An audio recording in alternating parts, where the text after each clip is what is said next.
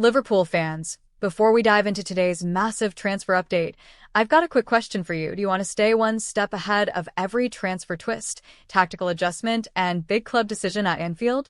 Do you want real insights, not just surface-level headlines? Then don't wait another second. Make sure you hit that subscribe button right now, turn on notifications, and join our growing Liverpool community. Because on this channel, you're not just a fan watching from the sidelines. You're part of a family that lives and breathes the Reds every single day.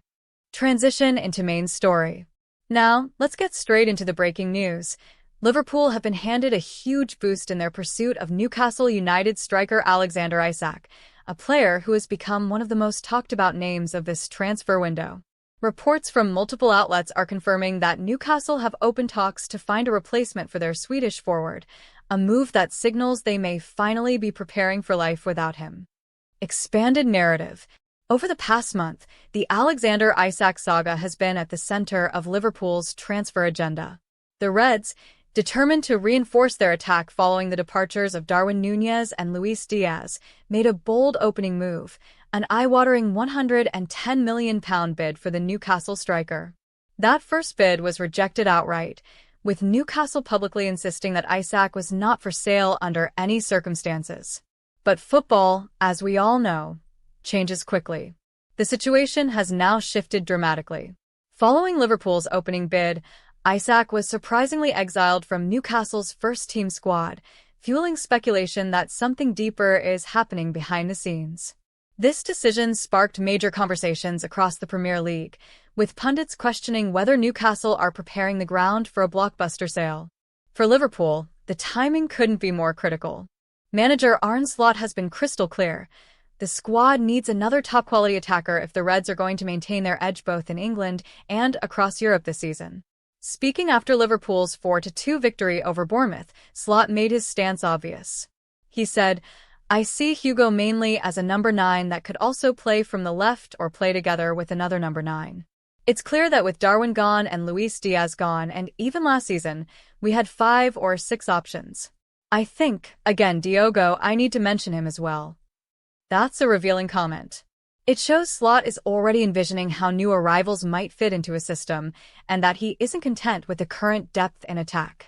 He knows he needs variety, competition, and a proven goal scorer to complement the likes of Diogo Jota, Mohamed Salah, and Cody Gakpo. And that's why Alexander Isak is seen as the perfect fit. But let's talk about Newcastle's position. Initially, the Magpies were firm. They wouldn't let their star striker go. But football finances can be brutal, and with profit and sustainability regulations, PSR, tightening around clubs, Newcastle have been forced to rethink. According to Craig Hope of the Daily Mail, Newcastle will only sanction Isak's departure if they successfully secure 2 new forwards before the transfer window closes. And here's where things get really interesting. Newcastle have already started active negotiations. Their first major target is Yoane Wissa of Brentford. Talks between the clubs are ongoing, but the stumbling block remains the fee. Brentford initially valued Wissa at around £50 million, but with Newcastle entering the picture and showing real interest, that valuation has now shot up to £60 million. As of now, Newcastle are reluctant to pay the full price, but with time ticking away and pressure building, they may be forced to compromise. Alongside Wissa, Newcastle are also tracking Jorgen Strand Larsen, the Wolves striker who has quietly impressed scouts with his physical presence and technical ability. Reports from The Athletic confirm that Newcastle have expressed firm interest in Larsen, which makes it clear they're laying the groundwork for a 2-player incoming deal. And if they land both, that's when Liverpool's chances of securing Alexander Isak skyrocket. Let's pause here for a second and think about what this means for Liverpool. If Newcastle are genuinely preparing to let Isak go, it represents one of the biggest market shifts of the summer. Isak isn't just another striker. He's a versatile, technically gifted, and Premier League proven forward who can transform Liverpool's attack instantly. At just 24 years old, he combines youth with top-level experience, making him the kind of signing that could define Liverpool's next era.